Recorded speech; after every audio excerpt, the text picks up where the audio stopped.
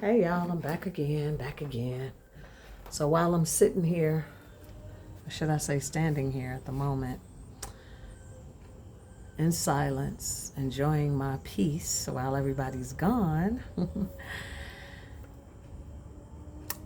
I took my grandchildren back home.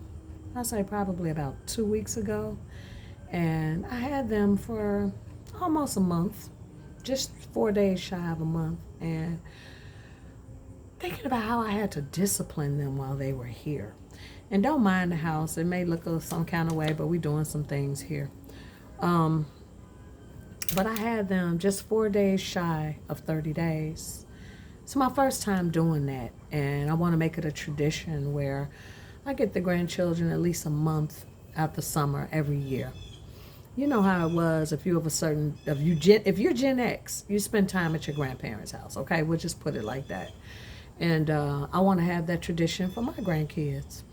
So while they were here, y'all, man, I had to pick up the shoe, pick up the comb, and it's like, damn, I just wanted it to be so much fun where all we did was fun things. I guess as a grandparent, I was living in la la land because these kids today, as all children do throughout generations, need discipline.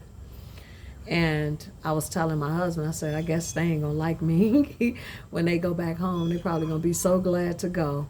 Well, guess what? They appreciated that. They appreciated the discipline. They appreciated grandma saying, go put that computer up, get off that phone. I went down to the bookstore, got them some crossword puzzles, some math. I gave them things to do. And every day I made them go outside and play. Even though they wanted to stay in the house and stay on their computers and stay on their phones, I said, we're not going to do that here. Grandma not having that. Y'all going to get out and ride the bike. I got a whole trampoline back there. I bought them some chalk to draw on the ground.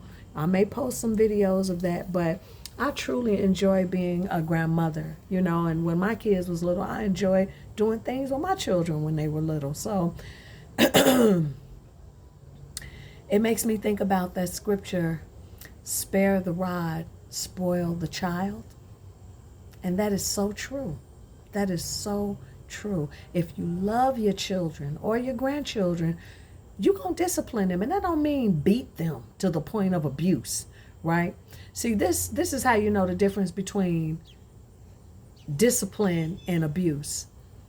When you love them, after you discipline them, whether it be a timeout or spanking or taking things from them, you hug them and you tell them that you love them, and you make sure they understand that this is not to hurt them, but it's to train them.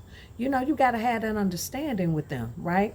And I did that with my grandkids. It's like, ooh, grandma could be real nice one minute, then the next minute, get your, and they know, like, ooh, grandma gonna get mad if we do this and do that. And it was a little stressful for me sometimes, but it was a labor of love, right? If you spare the rod, you spoil the child. And when you spoil the child, law enforcement is waiting for them. Not only when they become adults, but as children. True story. I've seen some things happen in my many years. I may look a little youthful, but I'm a woman of a certain age. I have 3 adult children and 3 grandchildren. So, oh God, this damn fly out here. I don't know what's been going on with these flies coming up in my house lately. I don't know where they coming from. Damn flies. Anyway, there's also a scripture that says a child left to himself will bring his parent to an open shame. And that is so true, y'all. We see this every day in the media. We see it every day. And if you love your children, you're going to discipline them, okay? And you're going to give them boundaries. You're going to give them rules. That's what you do. That's what you do when you love. And I don't want to make this a whole long thing. I just kind of wanted to mention that because I'm thinking about my babies now that they're gone. We're coming up to the 5-minute mark. I want this to be a short, but just remember, spare the rod, spoil the child.